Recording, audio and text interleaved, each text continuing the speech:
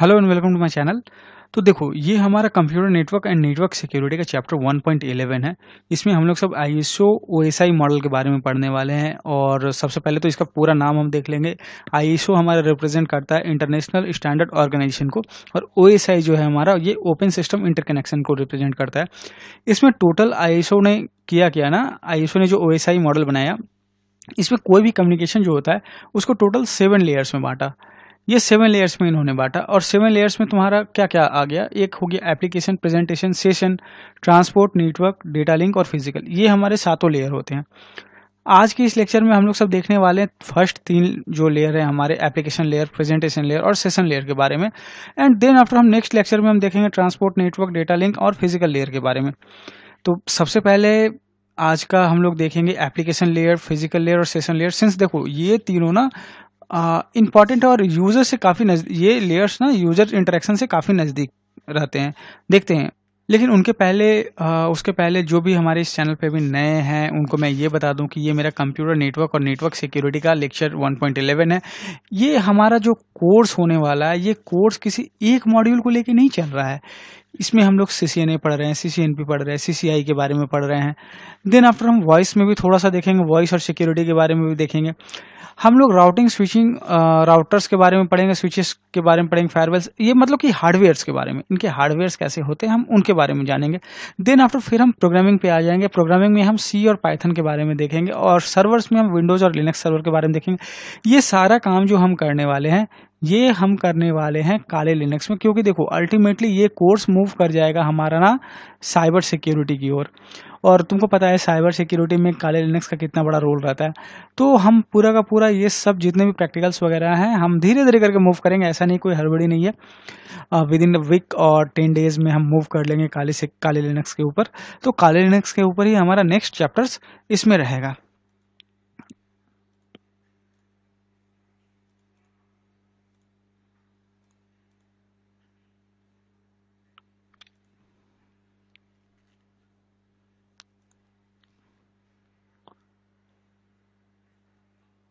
देखो, इसके पहले कि हम ओएसआई लेयर पे आए, हम लास्ट चैप्टर में हम लोगों ने क्या देखा। लास्ट चैप्टर जो हमने पढ़ा, इसमें हम लोगों ने हिस्ट्री ऑफ इंटरनेट देखा। हिस्ट्री ऑफ इंटरनेट हमने देखा। तो हिस्ट्री ऑफ इंटरनेट में हम स्नीकर नेट से लेके टीसीपी आईपी तक गए हुए थे, और वहां पर हमने देखा कि टीसीपी आईपी ना एक्चुअली में 1969 में ही बन गया था। आपको याद होगा, डेट आपको याद रख लेना है, टीसीपी आईपी 1969 में ही बन चुका था। और ओएसआई लेयर जो आया, ये ओएसआई मॉडल बोलो, रेफरेंस मॉडल बोलो, जो भी बोलो इसको आप, ये हमारा आया 1984 में। तो हुआ क्या था? हुआ कुछ ऐसा ना कि देखो, तभी कम्युनिकेशन को ना एक प्रोटोकॉल्स में बांधा जा रहा था, ठीक है ना, कि जो भी हमारे कम्युनिकेशन हो रहे हैं, अलग अलग वेंडर्स डिवाइस अपने अपने हिसाब से बना रहे थे। तो हम चाह रहे थे क्या कि एक सेट ऑफ रूल्स रहे जो ये दोनों वेंडर फॉलो करें, सो दैट कि इन दोनों वेंडर के बीच में कम्युनिकेशन ईजी हो जाए। इन दोनों, अगर मान लो कि मैं एक कंज्यूमर हूँ या कस्टमर हूँ, ठीक है ना, और मैं इनसे भी डिवाइस ले रहा हूँ और इनसे भी डिवाइस ले रहा हूँ, और मान लो मेरे बाद में ना, जब भी मैंने परचेज किया उसके बाद मैंने देखा कि ये दोनों डिवाइस मेरे कम्युनिकेट नहीं कर सकते आपस में, क्योंकि इनको अलग तरीके से लिखा गया, प्रोग्राम किया गया, इनको अलग तरीके से प्रोग्राम किया गया है।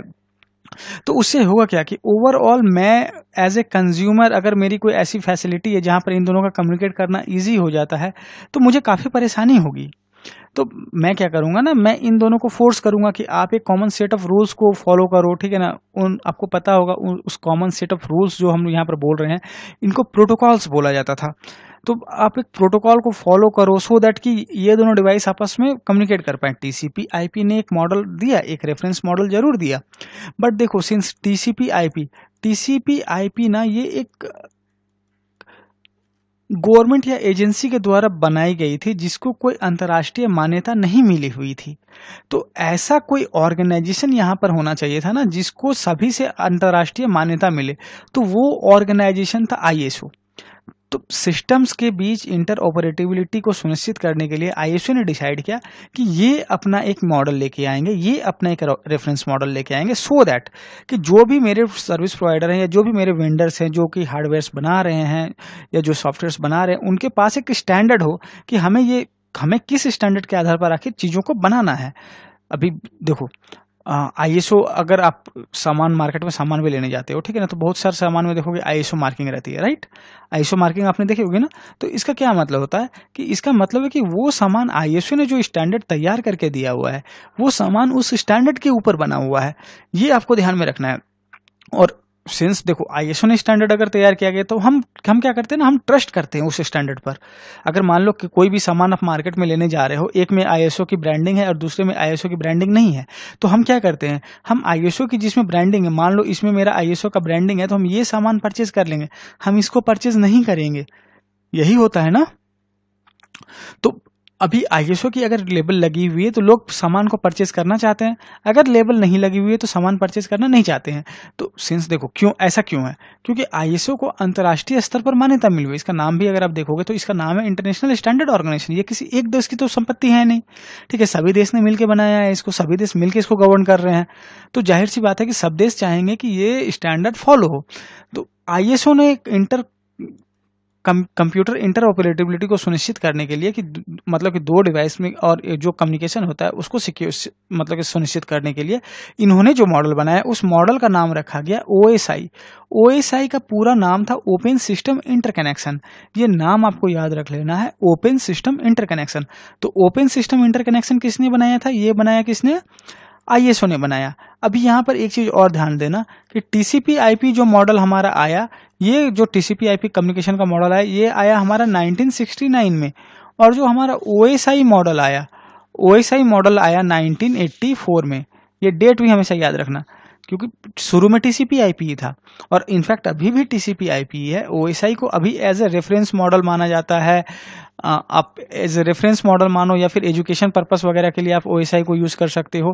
क्योंकि देखो ओएसआई क्या है ना, ओएसआई आपको एक बेसिक स्ट्रक्चर देता है कि कम्युनिकेशन कोई भी अगर दो डिवाइस, ये एक डिवाइस है ये एक डिवाइस है, तो इनके बीच कम्युनिकेशन किस तरह से होना चाहिए, ये स्टैंडर्ड एक डिफाइन करता है ओएसआई हमारा। तो अभी बिना कोई देर किए हम ओएसआई में सीधे चले आते हैं। तो देखो ओएसआई को हमने टोटल कितने लेयर में बांटा, हमने 7 लेयर्स में इसको बांटा है। पहला हो गया हमारा एप्लीकेशन, दूसरा हो गया प्रेजेंटेशन, तीसरा हो गया सेशन, चौथा हो गया ट्रांसपोर्ट, उसके बाद हमारा हो गया नेटवर्क, डेटा लिंक और फिजिकल, राइट। ये आप नीचे से ऊपर पढ़ो, ये ज्यादा अच्छा रहेगा ऑलवेज, ठीक है ना। नीचे से ऊपर अगर आप पढ़ोगे तो ऑलवेज ज्यादा अच्छा रहेगा, आपको याद भी आसानी से होगा। Physical, data link, network, transport, session, presentation और एप्लीकेशन। लेकिन अभी हम जो पढ़ेंगे ना, जब ये सारे लेसन्स को पढ़ेंगे तो हम इसको ना ऊपर से नीचे पढ़ेंगे। क्यों बता रहा हूँ, क्योंकि जब भी कोई भी कम्युनिकेशन होता है ना, मान लो कि ये दोनों डिवाइस हैं, ठीक है ना, इन दोनों डिवाइस के बीच अगर कम्युनिकेशन हो रहा है, होप आपको ये सही से नजर आ रहा होगा, या फिर मैं कलर चेंज कर लेता हूँ। तो देखो ये जो हमारे जो डिवाइस है, मान लो कि यहाँ पर हमारे एक डिवाइस है और ये एक डिवाइस है, तो जब कम्युनिकेशन होता है ना, तो ये यहाँ जो 7 लेयर है ना, 7 लेयर सबसे पहले आता है कम्युनिकेशन में। सेवंथ लेयर हमारा क्या है, एप्लीकेशन लेयर। एप्लीकेशन लेयर का काम क्या है ना, एप्लीकेशन लेयर ना, देखो ये हमारा एप्लीकेशन लेयर है, यहाँ पर आप देख पा रहे हो, सॉरी ये, हाँ अब ड्राइंग सही हुई। एप्लीकेशन लेयर क्या करता है ना, एप्लीकेशन लेयर यूजर को एक इंटरफेस प्रोवाइड करता है सो दैट वो नेटवर्क को एक्सेस कर पाए। लाइक मान लो ये मेरा एक सिस्टम है, ठीक है, देखो ये हमारा एक सिस्टम है। तो अगर हम नेटवर्क को एक्सेस करेंगे, ये सिस्टम मान लो कनेक्टेड है मेरे किसी स्विच से और ये स्विच मेरे कनेक्टेड है किसी और सिस्टम से, समझो ये ऐसे सिनेरियो है, और ये स्विच और भी एक सिस्टम से मान लो कनेक्टेड है। अगर मान लो कि यहाँ पर, और मान लो यहाँ पर कोई सर्वर भी है, समझो, और हमें इस सर्वर को एक्सेस करना है, तो या फिर इस सर्वर से कोई सर्विसेज हमें लेनी है, तो हम सर्विसेज कैसे लेंगे, वो हम एप्लीकेशन लेयर के थ्रू लेते हैं। लाइक देखो कभी भी अगर इंटरनेट यूज किए, देखो इंटरनेट यूज करते हैं हम, तो आइदर वेब ब्राउजर हमें चाहिए ना, ये एक वेब ब्राउजर है, गूगल क्रोम हो गया, हमारा फायरफॉक्स हो गया, या फिर तुम्हारा कोई भी एक ब्राउजर, मोजिला हो गया, या फिर ओपेरा मिनी हो गया, कुछ भी, ओपेरा का भी आता है ब्राउजर। तो बहुत सारे ब्राउजर हमारे आते हैं, तो हम आइदर ब्राउजर के थ्रू एक्सेस करें, या फिर कोई एप्लीकेशन हमारा रहता होगा, हम उस एप्लीकेशन के थ्रू एक्सेस करते होंगे। अगर मान लो कि हमें वेब पेजेस चाहिए, ठीक है ना, तो समझो HTTP या फिर HTTPS, ये सब कहाँ टाइप करते हैं, इधर ही तो टाइप करते हैं ना। तो एप्लीकेशन लेयर क्या कर रहा है, एप्लीकेशन लेयर हमें एक इंटरफेस प्रोवाइड कराता है सो दैट हम इस सिस्टम के थ्रू उस पर्टिकुलर वेब सर्वर को एक्सेस कर सके। ऐसा ही होता है ना। तो ये देखो इस सिस्टम के थ्रू हम इस स्विच के थ्रू हम इस सर्वर को एक्सेस कर रहे हैं। एप्लीकेशन लेयर में बहुत सारे प्रोटोकॉल काम करते हैं। लाइक देखो तुम्हारा जब भी हम वेब ब्राउजिंग वगैरह का काम करते हैं तो हम क्या करते हैं, आइदर HTTP लेते हैं या HTTPS लेते हैं। जब भी देखना गूगल पे जाके तुम फेसबुक टाइप करते हो, facebook.com या google.com, तो हम जस्ट google.com लिख के छोड़ देते हैं, ठीक है ना। बट वहां पर क्लिक करोगे ना तो तुमको ये पूरा कैसे मिलेगा जानते हो, ये इस तरह से मिलेगा, http://www.google.com, GOOGLE.com, इस तरह से मिलेगा ये तुम्हें जब भी तुम टाइप करोगे। तो एप्लीकेशन लेयर क्या कर रहा है, एप्लीकेशन लेयर हमें एक एप्लीकेशन दे रहा है या किसी तरह से मतलब कि हमें एक इंटरफेस दे रहा है सो दैट हम नेटवर्क को एक्सेस कर पाए। एप्लीकेशन लेयर का सिर्फ यही काम है। देन आफ्टर फिर आ जाता है हमारा प्रेजेंटेशन लेयर। प्रेजेंटेशन लेयर देखो, हमारा प्रेजेंटेशन लेयर ना तुम्हारा इंफॉर्मेशन जो भी रहेगी उसको प्रेजेंट किस तरह से करना है वो डिफाइन करता है प्रेजेंटेशन लेयर। लाइक एक एग्जांपल मैं तुमको बताता हूँ कि देखो बहुत तरह के इनकोडिंग सिस्टम होते हैं कंप्यूटर में ना। मान लो कि मैंने बाइनरी और डेसिमल जब भी पढ़ाया था ना, तो एक एग्जांपल मैं तुमको बता रहा हूँ कि मान लो कि मेरा सिस्टम है, ये तुमको ये भी बताएगा ना कि सिस्टम एक सेट ऑफ रूल्स या ना प्रोटोकॉल्स की क्यों जरूरत है। ये पॉइंट को कम से कम जरूर ध्यान से देखना। तो देखो मान लो कि मेरा सिस्टम है, मेरा सिस्टम मुझे 1 और 2 ये मुझे अपने नेटवर्क के ऊपर भेजना है किसी दूसरे सिस्टम को। समझो यहाँ पर एक मेरा सिस्टम है और यहाँ पर एक किसी दूसरा सर्वर है या कुछ भी है जो भी है, मुझे भेजना क्या है 1 और 2। अगर हम इसको बाइनरी में कन्वर्ट करें तो बाइनरी में कन्वर्ट करके ये क्या हो जाता है, 2 को हम बाइनरी में कन्वर्ट करेंगे तो क्या हो जाएगा 1 0, राइट, और 1 का क्या हो जाएगा 1। मान लो कि अगर मैं ये इसको भेज दिया तो ये इसको किस तरह से लेगा, इसे कैसे पता चलेगा कि यहाँ पर और इसके बीच में ये अलग डिजिट है और ये अलग डिजिट है। समझ रहे हो, ये तो इसको ऐसे भी ट्रीट कर सकता है 1 1 0 की तरह भी ट्रीट कर सकता है। तो इसका मतलब तुम्हारा निकल जाएगा क्या 4 और 1 1 5, इसका मतलब निकल जाएगा 5। मैंने भेजा 1 और 2 और इसने क्या समझा, इसने समझा उसको 5। होपफुली तुम समझ रहे होगे कि देखो अगर मुझे भेजना है 1 2, समझो लाइक 1 और 2 भेजना है मुझे, तो 1 का मेरा सिंबल ये हो गया, बाइनरी में अगर हम कन्वर्ट कर रहे हैं 1 को तो 1 हो गया, ठीक है, और 2 का क्या हो जाएगा 1 और 0 हो जाएगा। ये अगर मैंने ओवर नेटवर्क भेजा तो ये पहुंचा कैसे 1 1 0 के फॉर्म में। तो 1 1 0 हम ये कैसे समझेंगे कि ये 1 1 0 का क्या मतलब है, इसका 0 तो मतलब तो 5 भी हो सकता है, या फिर इसको हम 1 1 और 0 भी मान सकते हैं। तो इसका मतलब हो जाएगा क्या तुम्हारा 3 और यहाँ 0, तो मतलब क्या 30 यहाँ पर पहुंचा, 3 और 0 पहुंचा। तो हम जो भेजना चाह रहे हैं वो तो नहीं पहुंचा। इसका सॉल्यूशन किस तरह से हो सकता है मैं बताता हूँ। देखो ये मैंने क्यों बताया, ये मैंने इसलिए बताया ना कि मान लो मेरा IBM का एक सिस्टम है और यहाँ पर एक HP का सिस्टम है, दोनों अगर अलग अलग तरीके से ऑपरेट कर रहे हैं या दोनों की प्रोग्रामिंग अलग अलग तरीके से है, तो दोनों को एक दूसरे के लैंग्वेज को समझने में कितनी दिक्कत हो सकती है। अभी तुम समझ रहे हो ना। तो देखो अगर मान लो अब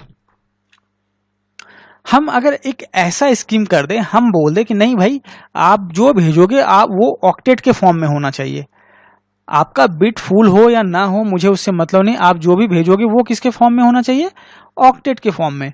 तो ऑक्टेट भी मैंने पहले बताया था, मेरे पुराने लेक्चर्स को आप विजिट कर लेना, ऑक्टेट भी मिल जाएंगे आपको। तो देखो ये मेरा एक ऑक्टेट का एग्जांपल है। लाइक मान लो कि अगर मान लो कि 1 और 0 भेजना है, सॉरी 1 और क्या था 1 और 2 था, 1 और 2 मुझे भेजना था, तो इसको हटा देते हैं, 1 और 2 मुझे भेजना है। तो कैसे हम भेजेंगे, तो सबसे पहले हम तो देखो तुम्हारा ऑक्टेट बना लेंगे। 2 का क्या हो जाएगा, 2 का मैंने क्या बोला था 1 और 0, राइट। और तुमको पता है कि अगर मुझे 8 बिट में इस नंबर को पूरा करना है, ठीक है, ये तो दो बिट में ही मेरा पूरा हो जाएगा, 2 बिट एक ये ले रहा है एक ये ले रहा है, दोनों का मतलब ही हो जा रहा है 2। लेकिन अगर मैंने क्या बोला कि अगर मैंने मान लो ऐसे प्रोटोकॉल बना दिए कि यहाँ पर मुझे 8 बिट में भेजना मिनिमम, तो मुझे क्या भेजना होगा 1 2 3, यहाँ पर अगर मैं शुरू में 0 लगा दूं तो संख्या का वैल्यू में कोई फर्क पड़ेगा, नहीं पड़ेगा ना। 1 2 के अगर मान लो 2 के पहले हम इधर लाख 0 लगा दें, 2 का वैल्यू थोड़ी चेंज हो जाएगा, नहीं होगा। तो हम कैसे भेजेंगे, हम भेजेंगे ये 2 इस तरह से हो गया, और 1 जो हम भेजेंगे 1 कैसे रहेगा मेरा, इसको भी ऑक्टेट के फॉर्म में हम डाल देते हैं, राइट। और इसको अगर हम ऑक्टेट के फॉर्म में डाल देंगे तो यहाँ पर हो जाएगा 1, और यहाँ पर बाकी सारे मेरे क्या हो जाएंगे 0 फिल हो जाएंगे। ये जितने भी घर हैं हमारे उसमें क्या हो जाएंगे 0 फिल हो जाएंगे। तो जब सामने वाले के सिस्टम के पास ये पहुंचेगा तो ये कैसे पहुंचेगा, ये पहुंचेगा देखो यहाँ पर मेरा क्या हो गया, यहाँ पर मेरा 2 हो गया, राइट। और यहाँ पर 2 कैसे रहेगा मेरा, यहाँ पर 0 रहेगा, यहाँ 1 रहेगा, और बाकी सारे घर में मेरे कितने रहेंगे, सारे घर में मेरे 0 फिल रहेंगे। और दूसरा ये जो देखो ये 1 जो है 1 पहुंचेगा जब, तो 1 कैसे पहुंचेगा, 1 पहुंचेगा तुम्हारा जाके यहाँ पर 1 रहेगा, और बाकी मेरे सारे घर जितने हैं उसमें क्या रहेगा, 0 रहेगा, राइट। अभी ये सिस्टम जो इसको रिसीव कर रहा है उसे भी पता है कि इंफॉर्मेशन मुझे जब भी गैदर करनी है तो मुझे 8 बिट में गैदर करनी है। मतलब क्या कि ये 8 बिट में पहले काउंट करूंगा और उसके बाद मैं ये 8 बिट काउंट करूंगा। तो इसको देखो जो इन्फॉर्मेशन मिला, ये 8 बिट काउंट किया तो इसे 2 मिला, और ये 8 बिट काउंट किया तो 1 मिला। तो मैंने जो भेजा वही उसको मिला ना। अब तुम्हें ये समझ में आया होगा कि एक मैं जो कॉमन सेट ऑफ रूल्स की बात कर रहा हूं या प्रोटोकॉल्स की बात कर रहा हूं, ये किस लिए कर रहा हूं, राइट। तो एक कॉमन सेट ऑफ रूल्स होना चाहिए। अगर कॉमन सेट ऑफ रूल्स नहीं होता है तो मान लो कि ये चलो 8 बिट का यहाँ पर ये सिस्टम मान लो ऑक्टेट को लेके चल रहा है, कोई और सिस्टम होगा वो 16 बिट को लेके चलेगा, कोई और सिस्टम वो 4 बिट को लेके ही चलेगा। तो मतलब क्या, मैंने भेजा कुछ और वो फिर समझेगा कुछ और। इसका यही मतलब है कि मैं कुछ भेज रहा हूं और वो समझेगा कुछ और उसकी मीनिंग विश्वास करो मेरा, ठीक है, इस तरह से रहेगी ना कि वापस से तुम रिकवर नहीं कर पाओगे इन्फॉर्मेशन क्या है। इतना ज्यादा कॉम्प्लेक्स हो जाएगा सिचुएशन। तो हमने सबसे पहले देखा, सबसे पहले जो हमारा एप्लीकेशन लेयर है, एप्लीकेशन लेयर क्या कर रहा है, एप्लीकेशन लेयर हमें एक एप्लीकेशन प्रोवाइड कर रहा है सो दैट हम उस एप्लीकेशन के थ्रू तुम्हारा नेटवर्क को एक्सेस कर पाएं। तो एक एप्लीकेशन का फॉर्म बहुत तरह से हो सकता है। एक तुम्हारा वेब ब्राउजर हो सकता है, या फिर तुम्हारा कोई एक एप्लीकेशन हो या कोई ऐप हो, ठीक है, जिसके थ्रू हम नेटवर्क को एक्सेस कर सकते हैं। तो ये एक ऐप का स्टैंडर्डाइजेशन होना चाहिए, ठीक है। इसमें जो प्रोटोकॉल्स हैं लाइक HTTP हो या फिर तुम्हारा HTTPS हो, FTP हो, SMTP हो, ठीक है, या SNMP हो, जो भी प्रोटोकॉल यहाँ पर यूज हो रहा है वो प्रोटोकॉल पहले से डिफाइन किया हुआ है ना। ऐसा नहीं कि कल तुम एक प्रोटोकॉल लेके आ जाओ और वो प्रोटोकॉल तुम इंटरनेट पे यूज करो, कोई दिक्कत नहीं है। तुम्हारे जानने वाले जितने रहेंगे या तुम्हारे ऑर्गेनाइजेशन में वो तुम फॉलो करा सकते हो, कोई दिक्कत नहीं है। लेकिन इसकी कोई गारंटी नहीं है कि उसको वर्ल्ड लेवल पर कोई मान्यता मिलेगी, राइट। तो एप्लीकेशन लेयर हमारा क्या हो गया, एप्लीकेशन से रिलेटेड हो गया। जो भी हमारे एप्लीकेशन है वो एप्लीकेशन लेयर में चले गए, ठीक है। देन आफ्टर प्रेजेंटेशन लेयर क्या हो गया, प्रेजेंटेशन लेयर हमारा हो गया इनकोडिंग और डिकोडिंग को लेके, ठीक है ना। मतलब कि हम जब भी इंफॉर्मेशन हमको मिलेगा, ठीक है, हमें कोई भी इंफॉर्मेशन को भेजना कैसे है और सामने वाला उसको रिसीव कैसे करेगा, इसका मैंने एक अच्छा एग्जांपल अभी आपको बताया। इसके अलावा एनक्रिप्शन और डिक्रिप्शन, एनक्रिप्शन और डिक्रिप्शन, ये जो होता है ना, एनक्रिप्शन डिक्रिप्शन मैंने पहले बताया था आपको, राइट। लाइक देखो एग्जांपल फिर से ले लो। मान लो कि मुझे कोई वर्ड भेजना है हाय, राइट, मुझे हाय भेजना है, लेकिन तुम्हें पता है कि इंटरनेट बहुत बार ना सिक्योर नहीं होता है। मैं इनक्रिप्शन का एक मेथड यहाँ पर ले रहा हूँ, ऑल तो बहुत सारे तरीके होते हैं, ऐसा नहीं कि सिर्फ ये इनक्रिप्शन, ठीक है, पैकेट वगैरह का भी इनक्रिप्शन होता है। उसको भी हम मतलब पैकेट को जब भी हम हेडर्स और टेलर्स में ये करते हैं ना, बांधते हैं जब, तो उसको भी इनक्रिप्शन हम बोलते हैं। फिर वो हेडर्स और टेलर्स को हटाना डिक्रिप्शन होता है। बट यहाँ पर मैं एक दूसरा एग्जाम्पल लेके समझाता हूँ, जस्ट समझो एग्जाम्पल को। तो अगर मुझे हाय भेजना है, किसी को भी हाय अगर मैं लिख के भेज रहा हूँ, राइट, तो हम उसको किस तरह से भेजेंगे। ऐसे सिर्फ अगर हाय भेज दें, हो सकता है कुछ पासवर्ड हो या फिर कुछ दूसरा चीज हो, तो ये सिक्योर नहीं होता है कभी भी। तो हम क्या करते हैं, इसको एनक्रिप्ट करते हैं। एक नॉर्मल एनक्रिप्शन का तरीका मैं बता देता हूँ। मान लो कि यहाँ पर मैं +1 कर देता हूँ, +1 कर देता हूँ, जितने भी मेरे अल्फाबेट है उसको +1 कर देता हूँ।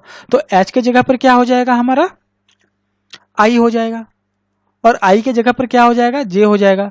तो हम भेज क्या रहे हैं, आई जे भेज रहे हैं। अभी जो रिसीविंग एंड पे सिस्टम लगा हुआ रहता है ना, उसे पता रहता है कि ये +1 करके भेजा हुआ है और मुझे क्या करना है, -1, राइट। तो -1 हम करते हैं तो हमें वापस से ये हाई मिल जाता है। लेकिन कोई अगर दूसरा ये पैकेट कैप्चर कर रहा होगा तो उसे नहीं पता रहेगा कि ये -1 करके हमें हमारा खुल सकता है। अगर तुम चलो बोल सकते हो कि सर -1 तो खोल करना बहुत ईजी है, ठीक है, लेकिन अगर मान लो मैं यहाँ पर +1294748 अगर कर दूं, समझो एग्जाम्पल। अभी ये थर्ड पार्टी को किसी को कैसे पता रहेगा कि ये नंबर से मेरा ये डिक्रिप्ट होगा। प्लस मैं इतना भी कर सकता हूँ या फिर इसको मल्टीप्लाई कर सकता हूँ, ठीक है। मतलब बहुत तरीके हैं एनक्रिप्ट करने का, किसी भी पैकेट को बहुत तरीका है, डिक्रिप्ट करने का भी बहुत तरीका है। तो इनक्रिप्शन और डिक्रिप्शन जो पैकेट्स का होता है, ठीक है ना, वो भी मेरे इस लेवल पर होते हैं, प्रेजेंटेशन लेवल पर होते हैं। एप्लीकेशन लेयर पर हमने देख लिया कि एप्लीकेशंस को मतलब कि हम एप्लीकेशन जो भी हमारा एप्लीकेशन होता है जिसके थ्रू हम नेटवर्क रिसोर्सेज को एक्सेस करते हैं, वो हमारे आगे एप्लीकेशन लेयर में। प्रेजेंटेशन लेयर में हमारा एनकोडिंग हो गया, डिकोडिंग हो गया, उसके बाद एनक्रिप्शन डिक्रिप्शन, ये सभी हमारा प्रेजेंटेशन लेयर में आ गया। नेक्स्ट हमारा आ जाता है सेशन। अभी देखो कोई भी कम्युनिकेशन अगर होगा, राइट, मान लो कि ये कोई कम्युनिकेशन है, ये दोनों सिस्टम के बीच में मान लो क्या हो रहा है, कम्युनिकेशन हो रहा है, यहां से कोई भी डेटा इधर जा रहा है। तो सबसे पहले मुझे क्या चाहिए, सबसे पहले मुझे चाहिए कि पैकेट को मतलब कि मुझे एक्सेस चाहिए। कोई भी वेब ब्राउजर या किसी भी कोई एक एप्लीकेशन तो दोगे जिसके थ्रू मैं एक्सेस करूंगा नेटवर्क को, राइट। तो सबसे पहले मुझे चाहिए एप्लीकेशन, देन आफ्टर मुझे इनकोडिंग और डिकोडिंग की मैकेनिज्म देखनी पड़ेगी, राइट। अगर मेरा इनकोडिंग अगर मैं अपने हिसाब से करने लगूं इनकोडिंग जो कि यहाँ पर डिकोड नहीं हो पाए, तो फिर फायदा क्या है मेरा। तो इनकोडिंग और डिकोडिंग की टेक्निक मेरे को देखनी पड़ेगी। तो इनकोडिंग डिकोडिंग की टेक्निक कहाँ पर आ गई, वो हमारी आ गई प्रेजेंटेशन लेयर में। तो देखो हम कैसे, हम ऊपर से नीचे जा रहे हैं ना, राइट। सबसे पहले हमने एप्लीकेशन एक डिसाइड किया कि हमें एप्लीकेशन क्या चाहिए, देन आफ्टर हमने ये डिसाइड किया कि प्रेजेंटेशन क्या होगा। अगर हम यहां पर क्या कर रहे हैं, इस जगह पर हम इनकोडिंग करेंगे, लेकिन डिकोडिंग किधर होगा, डिकोडिंग होगा इधर ना। अगर ये इनकोड कर रहा है, ये किसी भी मेरा कैरेक्टर या अल्फाबेट या जो भी मेरा मैसेज है, इसको अगर ये इनकोड कर रहा है, तो डिकोडिंग इस तरफ होगी हमारी। तो देखो यहाँ पर हो गया हमारा प्रेजेंटेशन लेयर, दूसरा हो गया हमारा, सॉरी यहाँ पर हो गया मेरा एप्लीकेशन लेयर, दूसरा हो गया हमारा क्या, प्रेजेंटेशन लेयर। अब नेक्स्ट, इन दोनों के बीच कम्युनिकेशन होने के लिए एक सेशन का बनना जरूरी है। देखो सेशन का बनना क्यों जरूरी है मैं तुमको बता रहा हूं। देखो मान लो कि ये कंप्यूटर, ये एक सर्वर है, तुम्हें पता है सर्वर एक ही कंप्यूटर को तो सर्विसेज नहीं देगा। हो सकता है हजारों कंप्यूटर इस नेटवर्क पर हो या अलग अलग नेटवर्क पर हो जिनको ये सर्वर सर्विसेज दे रहा होगा। तो ये तुम्हारा कैसे आइडेंटिफाई करेगा कि मेरे पास जो मैसेज, अभी मान लो कि तुम इनके साथ, इस सर्वर के साथ तुम्हारा एक कम्युनिकेशन चल रहा है, एक सीरीज चल रहा है, सीरीज ऑफ कम्युनिकेशन चल रहा है। तो नेक्स्ट जो तुम्हारा मैसेज जाएगा, ये कैसे जानेगा कि ये किस सीक्वेंस का है, राइट। तो एक सेशन नंबर होना चाहिए जिसके थ्रू ये आइडेंटिफाई करेगा, अच्छा ठीक है मैंने इसको वो भेजा था, अभी मेरे को नेक्स्ट मेरे को दूसरा कुछ ये भेजना है, राइट। ऐसे ही होता है ना, मान लो कि तुम्हारा कोई एक वेब पेज है, ठीक है ना, वेब पेज में बहुत सारे फीचर्स होते हैं, ठीक है। अभी मैंने मान लो कि कुछ और क्लिक किया, कुछ और क्लिक किया, देन आफ्टर मतलब क्या कि एक सेशन का बनना जरूरी है इस जगह पर। अगर एक सेशन नहीं बन रहा है तो आइडेंटिफाई कैसे होगा कि ये यही अभी, या फिर ये इसी कंप्यूटर को हम बात कर ले, इस कंप्यूटर तो, ये कंप्यूटर तो बहुत सारा काम और कर रहा होगा, जरूरी थोड़ी कि ये सेशन सिर्फ इसके साथ बनाया हुआ होगा। ये कंप्यूटर किसी और सर्वर के साथ भी सेशन बनाया होगा, किसी और सिस्टम के साथ भी सेशन बनाया होगा, तो बहुत सारे सिस्टम के साथ इसकी कनेक्टिविटी होगी, राइट। मतलब इसके साथ कुछ और काम चल रहा है, इसके साथ कुछ और काम चल रहा है, इसके साथ कुछ और काम, यहाँ पर मान लो ऑफिस 365 खोल के रखा हुआ है, यहाँ पर वेब ब्राउजर खोल के रखा हुआ है, यहाँ पर कोई और पोर्टल खोल के रखा हुआ है जहां पर इसका कुछ काम चल रहा है, ठीक है ना, यहाँ पर मान लो जीमेल खोल के रखा हुआ है। तो मतलब क्या, हर एक जो जितने भी मतलब कि मेरे कम्युनिकेशन हो रहे हैं, जितने भी कम्युनिकेशन स्ट्रीम है, उनको एक सेशन में बांटना हमारा जरूरी है, सो दैट क्या कि हम आइडेंटिफाई कर पाए कि अच्छा ये उसी सेशन का पैकेट है, राइट। इसको हम डिटेल में और पढ़ेंगे जब हम थोड़ा सा और नीचे जाएंगे यहाँ पर, तो सेशन लेयर का थोड़ा सा और डिटेल हम पढ़ेंगे। नेक्स्ट देखो, नेक्स्ट तुम्हारा टाइम मैनेजमेंट भी हो जाता है। मान लो इस सर्वर के साथ मेरा एक सेशन बना हुआ है, ठीक है ना, मान लो ये सिस्टम है और इस सर्वर के साथ एक सेशन बना हुआ है, ठीक है। तो ऐसा तो नहीं ना कि ये सेशन तुम्हारा एंडलेस रहेगा, हो सकता है बहुत सारे एप्लीकेशन ऐसे भी होते हैं जिनमें एंडलेस कनेक्शन हो, लेकिन अगर एक सेशन बना हुआ है तो ऐसा नहीं ना कि ये सर्वर हमेशा के लिए वेट करता रहेगा इस सिस्टम के लिए। अगर मान लो मेरा काम हो जा रहा है, ठीक है, तो मैं सेशन क्लोज कर सकता हूँ, या फिर ये सर्वर ही देख रहा है कि अगर बंदे का काम हो गया है तो वो क्या करेगा, वो सेशन को क्लोज कर देगा, सो दैट कि ये नेक्स्ट वो मतलब वो सेशन नंबर किसी और को एलोकेट कर पाए, किसी और सिस्टम को एलोकेट कर पाए। एंडलेस सेशन तो नहीं बना सकता ना ये सिस्टम। देखो अभी 1000 सेशन बना ले, ये इसकी कैपेबिलिटी में है, ठीक है ना, लेकिन इसका मतलब ये नहीं ना कि ये करोड़ों सेशन यहाँ पर बैठ के बनाएगा, समझ रहे हो। क्योंकि देखो करोड़ों सेशन अगर बनाएगा तो इसको करोड़ों सेशन पर लिसन भी तो करना पड़ेगा और उसको रिस्पॉन्स भी करना पड़ेगा। तो ये उसका देखो इंपॉर्टेंट एक सीपीयू साइकिल लेता है, तो इसीलिए सेशन जब भी बनता है सेशन क्लोज भी होता है। कोई ऐसा नहीं कि सेशन कोई भी लाइफ टाइम के लिए तुम्हारा बन जाता है, ठीक है।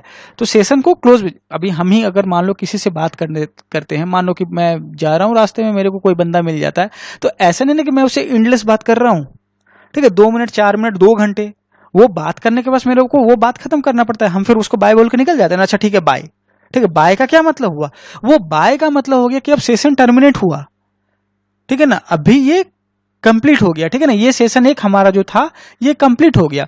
तो पहला चीज तुम्हारा सेशन, हमने ये देख लिया कि सेशन क्यों इंपॉर्टेंट है, ठीक है ना। हर एक कम्युनिकेशन को सेग्रीगेट करने के लिए सेशन इंपॉर्टेंट है। दूसरा चीज कि हर एक सेशन जो बन रहा है वो सेशन क्लोज भी होगा। तो अभी वो सेशन क्लोज करना, अगर हम सेशन को पहचानेंगे ही नहीं तो हम क्लोज कैसे करेंगे। हमको सेशन को तो आइडेंटिफाई करना होगा, एक सीक्वेंस नंबर देना होगा उस सेशन को। कोई भी सेशन है उसको नंबर देना पड़ेगा ना, ये मेरा सेशन 1 है, ये मेरा सेशन 2 है, नहीं तो हम क्लोज कैसे करेंगे सेशन को, राइट। तो ये हो गया मेरा सेशन। और देखो ये जो हमारा सेशन लेयर है ना, ये पेन इतना बड़ा क्यों हो गया, ये हमारा सेशन लेयर ऑथेंटिकेशन भी सब, ऑथेंटिकेशन जो होता है ना, कभी देखते हो, एक मिनट, ऑथेंटिकेशन और रिकनेक्शन जो होता है ना, ये भी हमारा सेशन लेयर पर ही होता है।